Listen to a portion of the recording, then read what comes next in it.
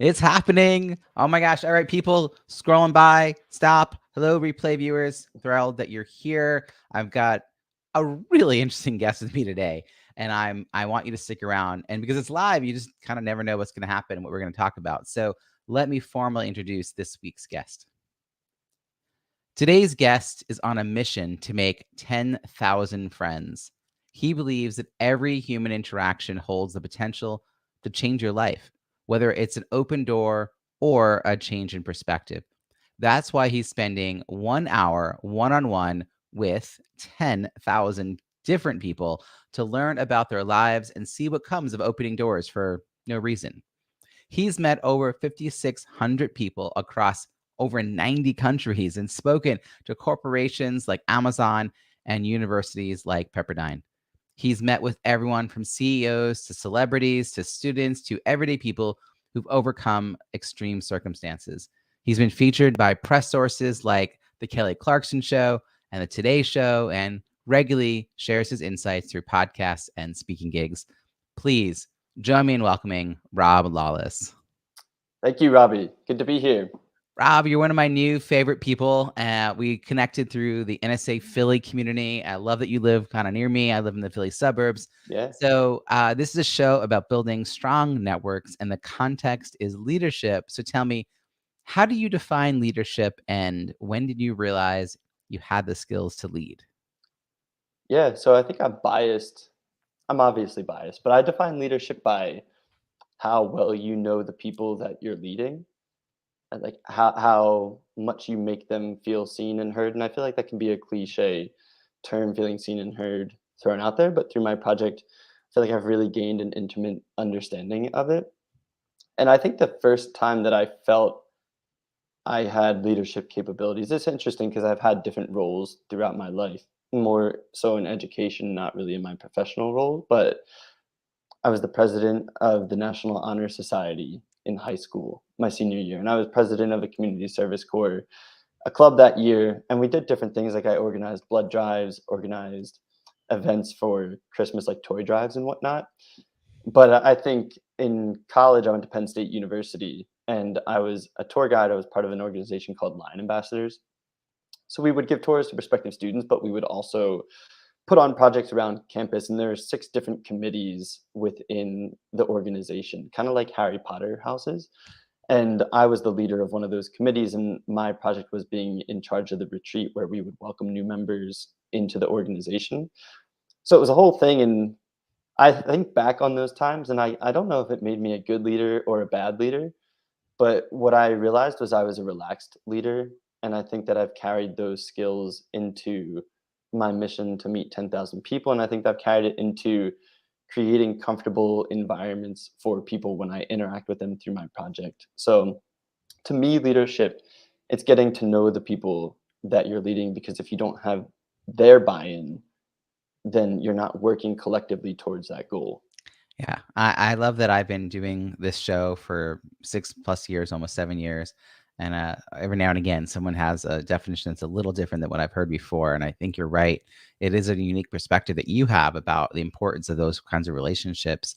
But yeah, getting, leadership, one quality is to really understand and get to know the people who are following you and what kind of drives them so you can understand how to pull them into the collective mission that you're all on. And like, do they really buy into the vision?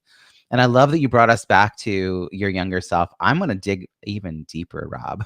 Sure. You went to your last years of high school, but for you to have arrived in your last years of high school as the leader of 2 clubs, the National Honor Society, which says you've got good grades, Mhm. and the Service Club, which means you're the kind of person who puts your time and effort into things you care about. What were you like as a kid? Like, what were you like on the playground? Were you organizing kids then? Did people see your potential? Were there adults or family members that really were like pushing you to, do more good things in the world? Like, what was sort of the inspiration for you early on? Sure. So I'm the youngest of 3 in my family. I have a sister who's 6 years older than me and a brother who's 2 years older than me, and grew up in a 2 parent household. I fortunately still have both my parents. So I guess it should be noted that I grew up in a loving environment, just in a middle class family in the suburbs of Philly. And as a kid, I was always involved in every like pee wee sports and into junior high and whatnot. soccer I played throughout my life, basketball, track and field, and I feel like I was an average student until I got to 6th, 7th, 8th grade, and the reason I feel like I became an above average student is because my best friend was an above average student. His name is Kurt, and he just had the best study guides. He knew how to prepare for tests, and I think through osmosis, I kinda took on some of his ambition. So, I started being really prepared for tests, and I think that helped me realize my potential, and once I realized that potential, I didn't wanna not live up to it. So, into high school, I carried that through, played soccer all through high school as well, and then, yeah, got involved in student council and the National Honor Society and whatnot, but I've always I think just as a person in general, I've liked being active, so that's why the clubs fit and the studying for the tests and whatnot and doing the sports, and that's why now I feel like I'm on this great adventure, and that was something that I felt often through my childhood and I didn't wanna lose, and that was a big motivator for me to find something in my life that could feel like it was a grand journey. So, that's partially where this project came from. Mm. I feel like it was Kurt, right? Was that his name? We do a Yeah, shout out yeah. to your. You never know who your kids are going to be best friends with, and then what influence, in this case, a very positive influence they may have on your kid's life. But and then it sounds like you started to look for some more formal roles too, like getting involved. Did you run for student government? Was that like a formal thing you did? So in my high school, each homeroom had like two student council leaders, and I don't even remember. I guess you were elected in your homeroom because freshman year, like no one even knew who each other was yet. Yeah. So I just did it each year, and then I didn't run for any of the like president of the class or vice president or anything like that. Probably ironically because you had to give a speech in front of the whole school, and I was probably too nervous to do that. But for NHS, I think I don't even know how I ended up as the president of that either. I think it was just available, and it just seemed like something that was good to run for, that looked good on the resume and whatnot. Right. But Yeah. yeah, What did you think you were gonna be? Like, I don't know, let's say 12 years old or so. Like, did you was there a plan in front of you at that time? I don't know if I had a plan at that time. I joke now that because the Sixers are doing well in the playoffs right now and stuff, it was like back then that I still thought I had the potential to become an NBA player. So I think I was more focused on those things. But in high school, I started to shift to, okay, I want to own my own business someday. And Interesting. I didn't know what that looked like. It was more Mhm, just a general idea, but I think I was attracted to that freedom and flexibility. mhm. In my work experience, so I started working when I was 14 years old at Chick-fil-A. I was a cashier in you're from there, so it's right on 202 in, Mhm. I guess it's Norristown. So, Chick-fil-A, I worked there from 14 to 16, and then at 16, I went to a financial advisor's office, and I was just doing administrative stuff for him, but he did really well for himself, and the company was only, like, 10 people, so again, I was exposed to, okay, you don't have to be in a big corporate company to succeed in life, so I think Mhm. that started to shape my goals a little bit as well, and then as I got into Penn State, I minored in entrepreneurship, and we could chat more about that stuff, but yeah, that's kind of how it unfolded. Yeah, I remember in high school, I'm a bit older than you, but in high school, in my senior year, I was taking a computer science class, and I had taken a couple, and it was only 6 of us in the class, and 3 of the 6 people were the 1st, the 3rd, and the 5th in my class. My class had 1,300 people. These were smart kids. They were, Yeah. like, done with their work, and they were, like, designing games. And I was about, I don't even know, like 6 weeks in, and I was like, "No, I'm not that serious." Like, and I realized that there was a business class that I could take, and they were gonna let me switch. And so I got a chance to do a business class. And entrepreneurship wasn't named that back then. It was Mhm. like it was the 90s, and we didn't. It wasn't called like let's minor in this. You know what I mean? So, but yeah, I've been entrepreneur my whole life, and it sounds like you had that sort of this desire. Were there entrepreneurs in your life? Were there people that you knew had businesses? Like, how do you even get an idea in your head in high school that you want to run your own business? Yeah, the surprising thing is no. My dad worked for Verizon for 35 years. Uh huh. My mom worked for AT&T, then became a stay-at-home mom, and then she went back and worked in the cafeteria of a local elementary school. So a very kind of traditional path for my parents. I do have an uncle who went out and started his own business, but that was like a little bit later in life. So it wasn't something I looked at that time. I think the closest thing would be the my boss that I worked for in high school and then at Penn State. So my sister, my brother, and I all went to Penn State. And I remember going there one year, and her boyfriend at the time was in a fraternity. And Penn State had just played a football game against Michigan. They basically won the game. They added another second back onto the clock because there was a penalty. Michigan scored on the last play and won the game. So, as a Penn State fan, we were all extremely upset. And shortly after that game, we went up to visit my sister and went to her boyfriend's fraternity house, and someone had a shirt on the wall that said Michigan cheats. And I was like, oh, that's such a cool shirt. Where can you buy that? And he told me that someone in his fraternity made it for their entrepreneurship class. And I just remember that being a formative moment for me that you can create something of your own that's really cool and just sell it on your own. And I think back to that being like, oh, okay, I really like the idea of this. And then being at Penn State, because I was kind of around that time where like you couldn't major in entrepreneurship when I was at Penn State. You can now. It was kind of where it was starting to become really cool again. So there were three guys from Penn State that started a company called Weebly. It's kind of like Squarespace, like a drag and drop, create your own website. And they were only a few years older than I am, and they ended up joining Y Combinator out in California with other startups like Reddit. They became friends with the guys who started Dropbox, Twitch, all these different things, and they would come back to Penn State and speak about entrepreneurship. But they ultimately sold their company for like $350 million, something like that. So seeing them was another big thing as well. And I oftentimes think back to their talks because Weebly, the company, they would talk about, they'd have an article and you'd get this huge spike in traffic. And you think, oh, now I'm on top of the world. I'm set. And then it comes right back down and you're a little bit higher than you were before. And I've seen that with my project too, with media and whatnot. So yeah, those were formative and important, I think, role models for me. Having people who are just a little bit older than you kind of creating that experience and then sharing it back with you sounds like an incredible opportunity. Mm. Because it seems within reach, like if they did it, right? It's not just like Oprah did something, like Yeah. someone way far away from you, but someone who, literally has access to the same education as you did a thing. That's really incredible that you had the insight to hear all that. I'm actually curious. You've now brought this up a couple of times. Having a job as a cashier, like that's a pretty common, retail kind of get people in the door gig at a fast food restaurant. How did you end up? It was an insurance company, like a small office. How'd you end I up in that space? Yeah, I work for a financial advisor. A My financial advisor. Yeah. my or my brother, my only brother, his best friend worked for this guy at the time and talked about how it was such a great job and he felt like it was setting him up for his future and whatnot.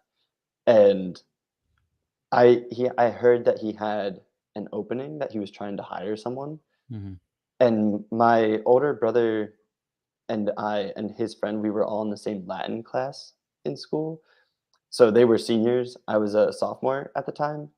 And I remember asking him, his name is Zach, saying, hey, I heard that he's looking to hire someone at work. And Zach was in a bad mood that day. So he just shut me down and didn't offer to help at all. And it was like later in the week or a week later, I said, hey, Zach, are you in a good mood today? And he said, yeah, why? I said, because I heard that Rich has an opening at his office and I want to see if you can introduce me. So then Zach introduced me and I went to, and he ended up being the one that would drive me after school because I didn't have my license yet. And we would go to work together. But the very first day, it was my interview. And I did the interview with Rich. And then Zach was like, all right, let's go work. And I didn't know that I was starting that day. I just thought I was going to be interviewed and told later if I got the job or not. But it was basically, all right, you're here, go work. So that's how I started. Wow. I mean, not there's so many interesting pieces about this. It says a lot about who you were and who you are today. One, that you're 16 and someone tells you that working in an office is a really good thing, and you're like, yeah, yeah, that sounds right. I Mhm. want to be part of that. Yeah. You know what I mean? Like, that you, again, you had someone a couple years older than you who had access to something, and you took that in. You listened to that. So you're a sharp kid. You're willing to try things to see where they go, and it exposed you to a whole new world of like being in that small office environment. All right, so you go off to college. You're at Penn State. Your minor was entrepreneurship. What was your major? I studied finance. So you're okay. So that's also interesting because now you're sort of moving that direction. Was that all because you were aiming for entrepreneurship and there wasn't a major for that? Like, did you think you were going to use your finance degree in a career move, or were you trying to like leave Penn State and immediately go into entrepreneurship, or was there an in between career path you thought was going to happen? I went into Penn State undecided, so I guess probably more so because I just wanted to increase my chances of getting into the university. Hmm. But my sister had studied marketing there, and my brother studied finance. So again, keeping with the theme of a couple of people older than you, exposing you to Mm. things, I had that with them, and that was really important in my development there. And I got to see the differences between their lifestyles. Like my sister went and worked for a local marketing firm, and then my brother went and worked for PwC, and he was getting paid all this money and flying around the country, having the expense budget and whatnot. Of course, working a ton of hours as well. But I saw that, and when I had to decide my major, I actually went to my advisor and said, I really like music and business, and I'd love to do something at the intersection of those two. I didn't know that music business programs were a thing at other schools. It wasn't at Penn State. So she told me, unfortunately, that's not something we offer. So then I thought about advertising because I saw that as more of the creative side of marketing and business. And I've always loved the creative side of life. I used to draw a lot as a kid. I've always loved music. I took guitar lessons in high school for 2 years. So I had that piece of me as well. And then when it came down to the wire, I was thinking of either supply chain management or finance. And supply chain at the time, Penn State's program was like top in the country, and anyone who did it got multiple job offers. But I thought finance had a higher floor, I guess, of and a higher ceiling of what was possible. So once I decided to do finance, I thought, okay, I'm either going to do consulting or investment banking Hmm. because my approach to life at that point was I'm going to graduate, I'm going to make as much money as I can as quickly as possible, and then I will quit the corporate world and I will live life the way that I want to live it. And I lasted in consulting for a year and 3 months before I started changing the path. Oh man, did you have any opportunity to do any kind of internships while you were at college? Was that part of the experience for you? I did, and they I feel like all of my corporate experiences have guided me away from the corporate world. Hmm. And my first internship was with Pico, the Philadelphia Electric Company, and I would take the train in from Elm Street in Norristown. This is the last train on the stop. So it was like an hour and 15-minute commute every day to 30th Street Station to walk across the bridge to go to Pico. And I hated that. And that summer, they hired me and another girl from Villanova. It was like the first time that they had hired 2 interns because they thought they had a lot of work to be done. And then we finished the work halfway through the summer, but we were still contracted to be there through the whole summer. So I felt like I was in this really kind of poor position of I wanted to be ambitious and show the people that I was a go-getter. And you try to ask people like, hey, what can I help you with? What can I help you with? And then eventually it became apparent that we were slowing them down. So they put us in a corner office and we're like, you stay here until the rest of the summer. So I was watching Netflix, I was watching YouTube videos, and sounds great on paper, Yeah, really difficult to get through a 9-hour workday with nothing to do. So yeah. that was tough. I would love to hear the girl's opinion of that time as well because she was in the office with me.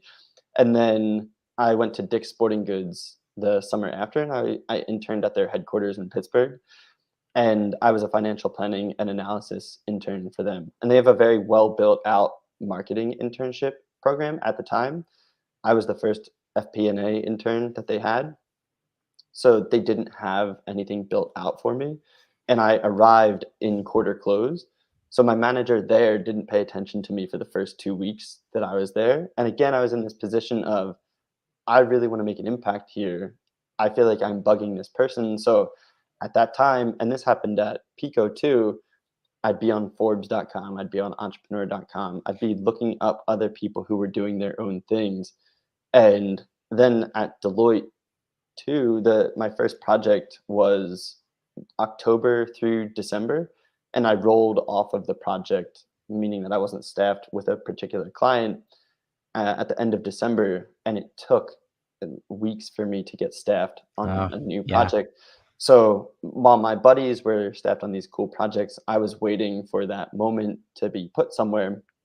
And I just feel like it was the universe, God, whatever, being like, why don't you look over here at entrepreneurship or doing your own thing? So yeah, all of my corporate experiences, I feel like have guided me away. And it's cool now because I'll speak at corporations, like I've spoken to KPMG and Shell and whatnot, and I feel really good because I feel like I'm going back into that corporate world, but on my terms instead of someone else deciding my path. Yeah, I mean, you have a history of, like, being full of potential and waiting for someone to tap you and Mm, say, "It's time to get in the game," and now you can get in the game, but it's of your own doing, which is definitely different. It's yes. gotta feel really good. Was it after your Deloitte consulting time that you went from there into entrepreneurship? So I left Deloitte, and my whole mindset with Deloitte was I'm not going to seek to leave this. So I was a strategy and operations business analyst. And in that program, they were one of the only companies that was still paying for people to get their MBAs full time. So I thought at least 7 years I would be at Deloitte. So you do two as an analyst, one as a consultant. You go get your MBA full time for 2 years. You come back and you commit 2 years to the firm for them to pay it off.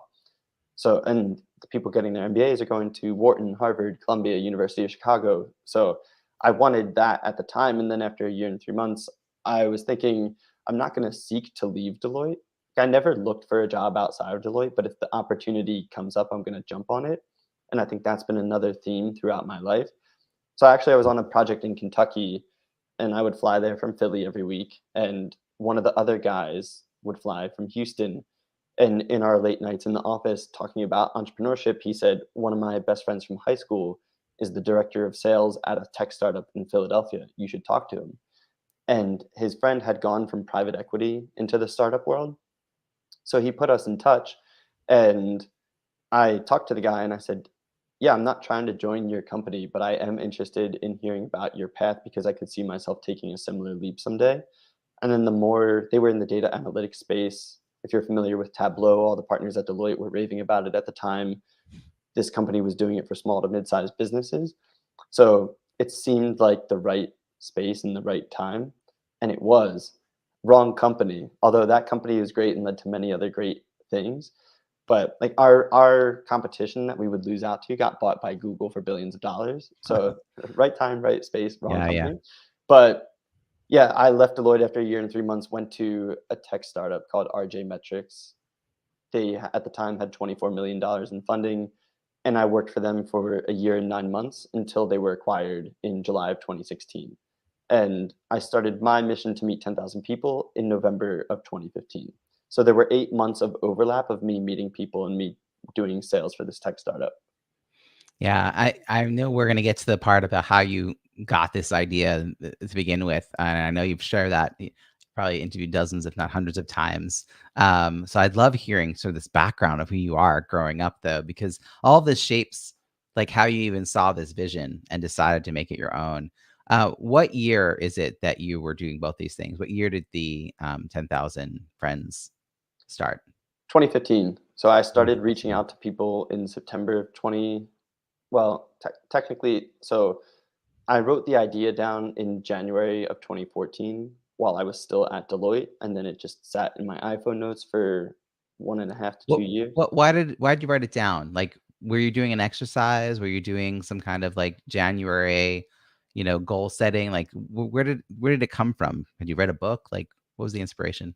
I often jot ideas down in my iPhone notes, and it's still like I don't journal, but I do jot things down in my iPhone notes, and I think it was just one of the ideas that I had that I jotted down, and it was the only idea that didn't leave me, that kept coming back Mhm. into my life. And after I left Deloitte and went to the tech startup, I had moved into Philly for that job because when I worked for Deloitte, I was still living at my parents' house because I traveled all the time. But once I was in Philly, I felt like when I was at Penn State, I got to know a lot of people through a bunch of different clubs and activities. And that was one of the greatest fulfillments of my time as a student was the network that I built. And I saw Philadelphia as a new Penn State campus, like a bigger campus to conquer. So, yeah, I moved in, and then yeah, so I wrote down the idea, and then September 2015, the inspiration struck again. I started reaching out to people. It took 2 months for me to like get someone on the calendar. So November 2015, and then I was laid off technically at the end of June of 2016. What's interesting is that you were probably doing outreach calls to line up sales conversations, Oh right, yeah, for your job, right? yeah. And there's that's a and I've done it. I've done fundraising calls. I've taught fundraising. I teach people sales, and there's always like trying to you have to like. I remember doing fundraising calls years ago, like, and I'm an outgoing person, right? I'm an extrovert too. I like doing this, but to get myself to do it, I would have to do all this setup. I would have like the database on my screen, a list here, a notepad, my phone turned just so, Mhm, 3 phone calls in. I was usually really chill. My feet are up on the desk. I was fine. mhm. But Yeah. but it's really different than when you're just like casually checking to say, hey, you all want to get together.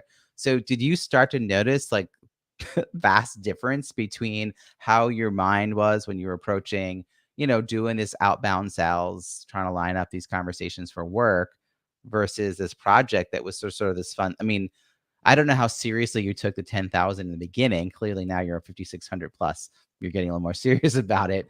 But how did that fit in your life? Those two very different scenarios. When I started it, I always had the intention to finish it, so I took it super seriously from the Wow. beginning.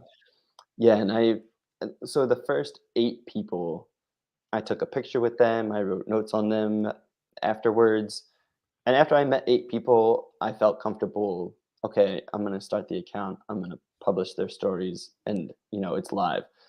'Cause I didn't wanna have 2 people and then back out, but after 8 people, I created my Instagram account and then just went from there. There was never a day where I had stepped away from it since, but the yeah, I'm forgetting the question now.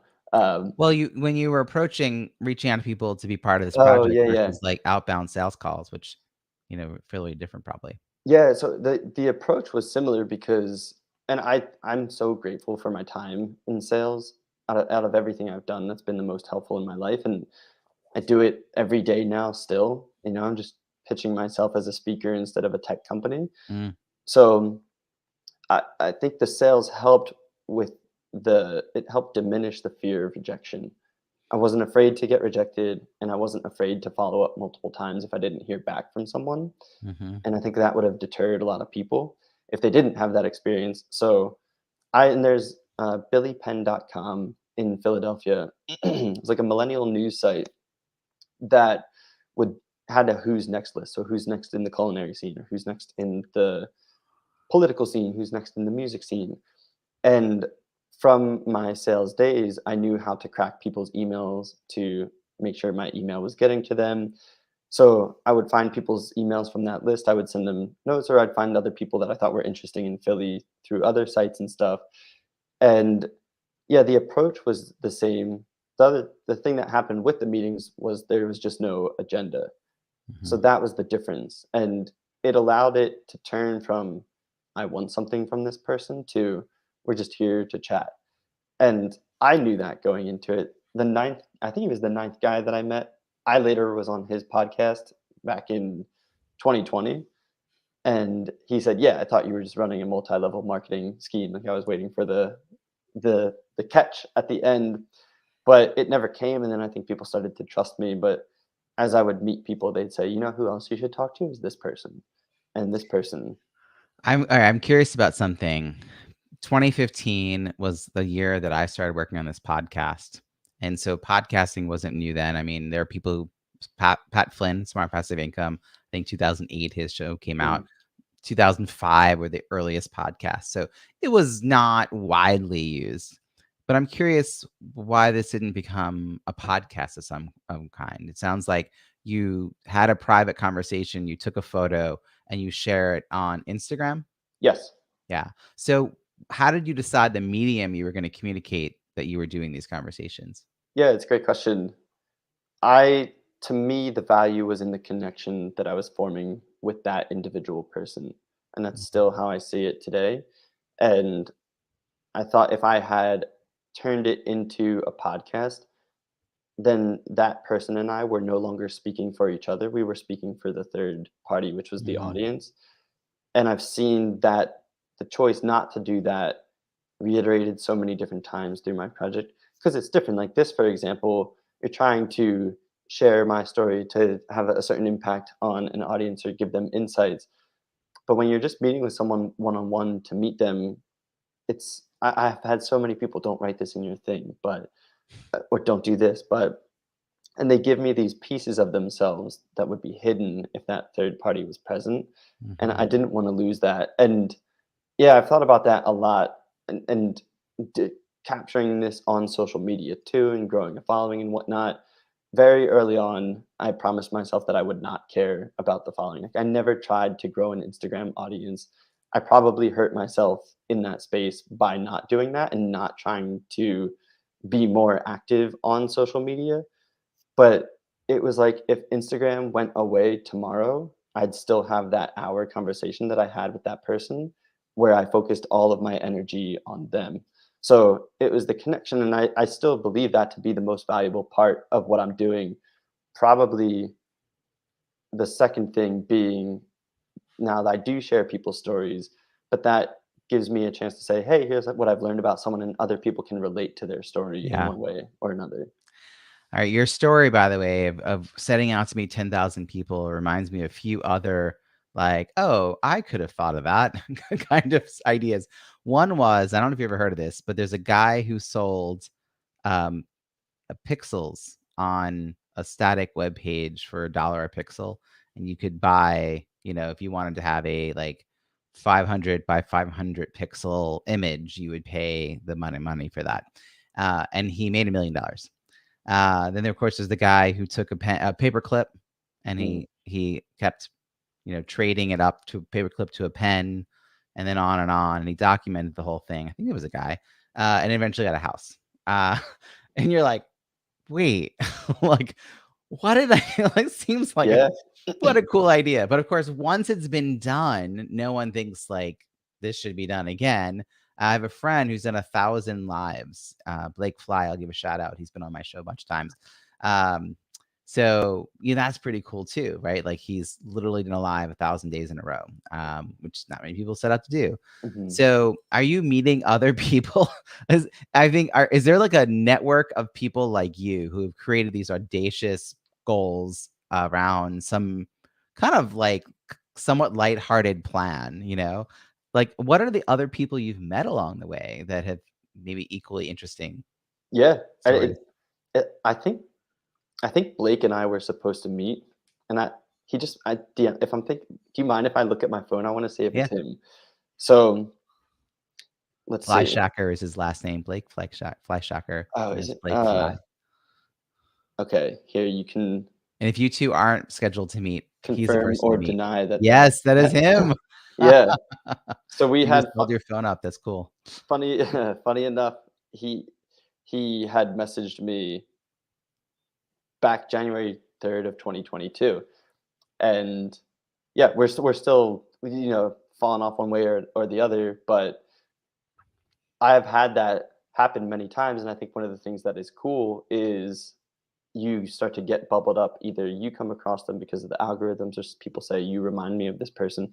I've gotten the red paper clip thing so many times, So many times, I'm sure. which I yeah, which I think is awesome. I've of course gotten Humans of New York, which I think he's kind of the gold standard of what is possible with human connection. There's another guy who's become a friend and sort of a mentor of mine. His name is Chris. He runs an account called Special Books by Special Kids. He has an amazing YouTube channel and Facebook channel, and he interviews individuals with rare diagnoses from around the country and I think sometimes around the world. And I've learned so much from him, and he gives them a platform that says, "What do you want the world to know about you?" Yeah. And oftentimes they're like, "I just want the world to know that I'm just a normal person like everyone else." And he's giving a platform to people whose voices should be shared, which I think is amazing. And then Nuri Studios is his Instagram. His name's Imran. He recently, I think it was last year, he spent 85 days in his Toyota Camry, I think, driving to all the lower 48 states. And he interviewed 1,000 different strangers, asking them for life advice. So he shares the life advice, and he took film photos of all of them. So Mhm. he shares those in reels on Instagram. There's a guy that I recently met named Orly. It's called Orly's Listening Table. He has a table where he sits down, just no judgment, no money or anything like that, just listens to people. So he's currently driving across the country, setting up his table and listening to people.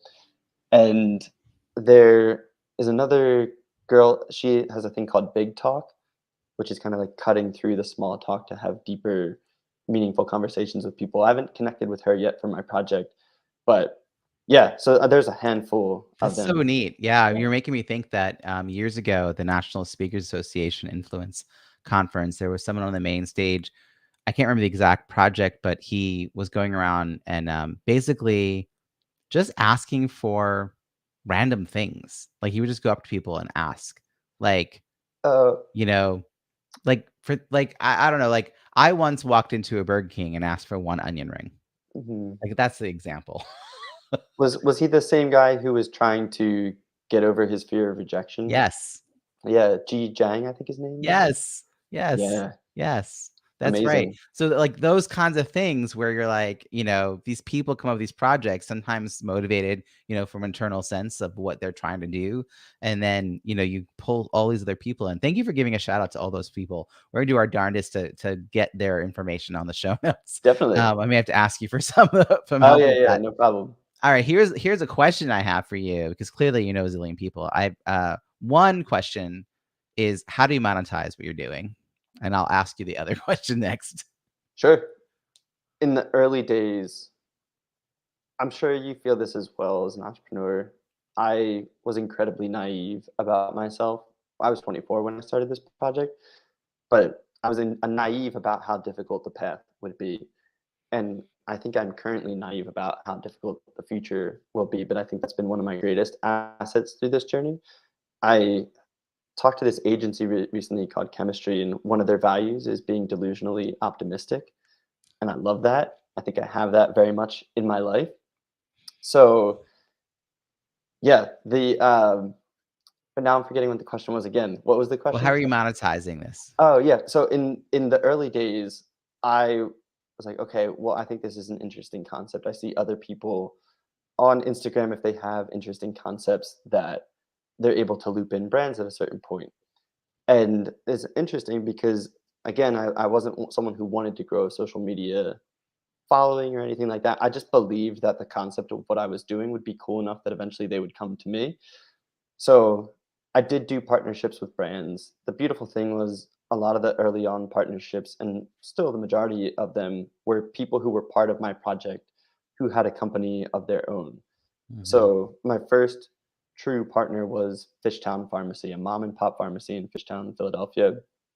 And the guy we met for my project, and as we were meeting, he said, I wish I could help you or sponsor you in some way. And I said, well, it's March 10th. If you want to give me $200 for the month, I'll tag you in every post, and I'll say presented this month by Fishtown Pharmacy. And he said, I'll give you $300 and we'll call it a deal. So, and because I was posting that, Vibe Urgent Care in Philadelphia was new at the time. And the CEO reached out to me and said, hey, what's the deal with this partnership? I see you're tagging presented by. And I met with him for my project. And then during our meeting, he cut me a check for the next month. And then the dentist that I went to, Team Dental, the guy reached out to me and said, what's the deal? I would have partnered with you. Why didn't you come to me? And then he became my sponsor for the next month. And Leadership Philadelphia, and then a dog walking company, and a wedding band, and a t-shirt company. So all these random different things. And then in 2018, I was on Ryan Seacrest's radio show, and I think that to me was a higher level of credibility for what I was doing. And again, from my sales days, I knew how to find people's emails. So I found the head of WeWork, head of partnerships for WeWork, because I had been meeting so many people from that community. I sent him a message and I said, "Hey, here's what I'm doing. Ryan Seacrest thinks it's cool. I meet a lot of people from your community. Could we do something together?" So I ended up partnering with them for 9 months from June of 2019 until March 11th of 2020. It was just the natural end of my partnership with them. And at that time, when the world was crumbling, I felt like I had so many people come to me during that time, be like, "Can you promote my thing? Can you promote this thing? Because our business is struggling and whatnot." And I myself was struggling too because I didn't have a job really either. So I started, and I don't know if you know her. Her name is Michelle Polar. She's a speaker. She did a project called 100 Days Without Fear. She has an account now called Hello Fears. And I met her in August of 2019, and she told me about her public speaking journey and how well she was doing with it and how great of a lifestyle it was. And when she was telling me how much she was making per speech, and I was like, that's more than I've made in the entire 5 years I've been doing this project. It sent a light bulb off in my mind, and she said, "There's space for you in this industry," because I had done the Kelly Clarkson show, I'd done the Today Show, and she said, "You have the media to back it up, and you have something that can relate to companies too, being connection." So during COVID, when I was living back in my childhood bedroom at my parents' house, I started having these online seminars where I would invite people who followed me to join a Zoom call. I would teach them how I got to know people, and I would ask them to make a donation afterwards based on what they felt the value was. And I would ask them for testimonials too, saying, eventually I'd like to take this to universities and corporations and whatnot. And then that summer, I put out an Instagram story and said, "Hey everyone, I'm trying to land like 10 gigs by August 15th. If you can connect me with your company, your school, or whatever, please let me know." And then I got introduced to Amazon. I got introduced to Pepperdine. I got introduced to Wow. Auburn, Boston Consulting Group. So it just, it was like the experience had been there and the knowledge had been there. And then COVID really placed an emphasis on this idea of connection. So lucky timing, I think. But since then, it's been speaking. So I've done 35, I think 35 paid engagements over the last 2 years, and doing more at higher rates and more frequently now. So that's the future.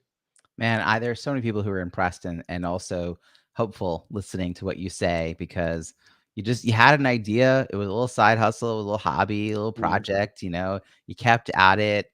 It over time became, more and more impressive because you were mm, consistently doing it, consistently putting it out there.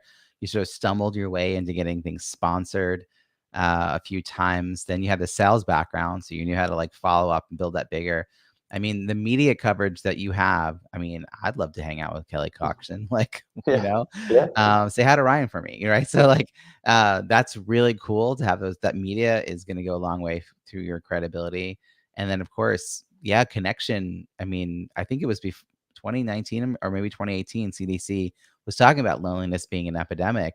That was before the pandemic. So, figuring out how to draw bigger connections. So, which brings me to my next question, which is, you have so this big network of people and you have your inner circle that you're going to stay in touch with. You have people in that second and third tier that you maybe met at a conference, 5 years ago. Um, Maybe you worked with them a few years ago. Maybe like something you liked each other. Maybe one of the people that you met in one of these conversations, these 5,000 plus conversations. How do you nurture and sustain those kind of, I guess, weaker connections? Any habits, philosophies, practices? I think, well, with because a lot of people ask too, does this impact, like, you're meeting new people every day? How do your friends from college feel about it, or your family or whatnot? And I'm very close, deep relationships with my friends from college and high school, and I think doing my project has strengthened them even more because I stopped caring about everything other than spending time with the people I care about. So that became my biggest priority in life, and it still is. So that was good. And then with the project, I've always had this passive approach to when I meet with people, the door is open and you can walk back through that door whenever, but I don't feel a need to say, okay, every 2 months I have to follow up with this person because I just know it's unrealistic to maintain that many relationships, and Right. it would become a job. So I've just had this very passive approach to it, which if people reach out to me and they want to catch up, or like I've met people virtually who've been in Philly and I've gone out and grabbed drinks with them and stuff. I met this a pilot from Norway in LA, and then I was living in Hoboken and he had flown to New York City and only had a layover, and I caught up with him at the Oculus in New York City just for his layover. So I get to see people again, and I Mhm. try to be good about that. There are times too where I've fallen off and people want to reconnect for one reason or the other. But yeah, I think it's been a passive approach Do you and have a letting list of all the people you've met, like, separate from what you've published on Instagram? I I I do write everyone's story in my iPhone notes before I post it to Instagram. So it is really nice. Like if I had met you and you were the 130th person that I met and I wanted to know what number you were, I could just type Robbie Samuels into my iPhone notes and it's searchable, so it takes me right That's to awesome. them. So it's searchable if you wanna find people. If you wanna connect to people 'cause you're like, "Wait, you remind me of so and so," you can go find that other person and make the introduction. Is that part of what happens? Yeah, and I enjoy doing that. I think being Yeah, a connector is something that I man. that I love. You're super interesting. My last question is actually I love this wrap-up question. If we're connecting a year from now, and lucky for you and I, we both live in the same general vicinity, um, we will be in Mhm. touch. But let's say it's a year from now, and I suddenly realize it's been a year since I interviewed you, and I ask you about all the updates, like what's going on, what are we celebrating, what are you most looking forward to in the year ahead? Stability, I think, is the biggest focus for me because it's been something that I've lacked throughout the entirety of this project. I've had it here and there, but I think speaking, I'm so optimistic about speaking because it's the first time that I have a repeatable product that, much like my tech sales days, I know I can push time and time again Mhm. and iterate on it, of course. But yeah, I think stability because we could talk a whole other hour about like the sacrifices that go into entrepreneurship, but I would love to have a wife and kids someday, and I've kind of put that stuff on the back burner to ensure that the foundation of my future is Mhm. this project. And so I think with stability comes a little bit more freedom to add some of those other pieces of life back in. But yeah, I would love to do 40 to 50 speeches a year, and I'm growing in my confidence as a speaker. Hopefully, and I'm sure that's always a never-ending journey, but I would love to get to the point next year where I know I'm gonna go on a stage and kill it and come away with a standing ovation. Wow. I mean, I can't wait to celebrate all of that with you. I mean, that all sounds amazing and also very humble. Like you're like stability. How can people find you and follow your work? I am on Instagram at Rob's 10K Friends, so it's ROBS 10K Friends. That's where I keep track of every person's story that I meet. I am also at robs10kfriends.com, and there I have some information about my speaking, like my demo reel and whatnot. But those are really the two main places. And if someone wants to meet for my project and they're in the Philly area or not, shoot me a DM and I'd be happy to spend an hour with them. Brilliant. I'm going to put all those links in the show notes at ontheschmooze.com. Rob, thank you so much for joining us. Thank you for having me, Robbie. I appreciate it.